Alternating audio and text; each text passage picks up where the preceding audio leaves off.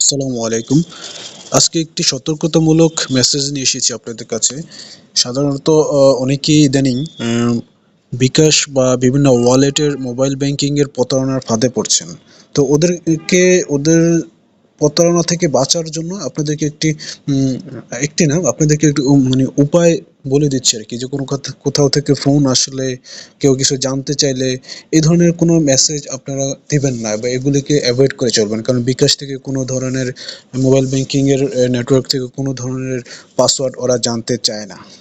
তো এর জন্য আপনাকে একটা ট্রিক মানে সিস্টেম বলে রাখি। যেমন আপনার ক্যালকুলেটরে যাই, সাধারণত ওরা হয় কি, আপনার পাসওয়ার্ডটা আপনাকে কথার মাঝে ওরা নিয়ে যায় কিভাবে? দেখে কথা বলতে বলতে আপনাকে বলবে যে আপনার বিকাশের পাসওয়ার্ডটার সাথে 1020 এটা গুণ করেন। তখন দেখা গেল যে আপনার পাসওয়ার্ড হচ্ছে 1234। 1234। তো উনি কথা বলতে বলতে দেখা গেল বললো যে আপনি 1020 গুণ করেন, 1020 গুণ করেন। তো আপনি গুণ করলেন, এবার উনি বলবে যে তাহলে আপনার রেজাল্টটা কি আসলো। তখন আপনি রেজাল্টটা বললেন যে 1258680, যে এটা রেজাল্ট এসেছে। তো এখন যদি আপনি এই রেজাল্টটা যদি ওনাকে বলেন, দেখা গেল আপনি পুরোই ধরা খেয়ে গেলেন, বিকাশের পাসওয়ার্ড আপনার ওনার কাছে চলে গেল। কিভাবে?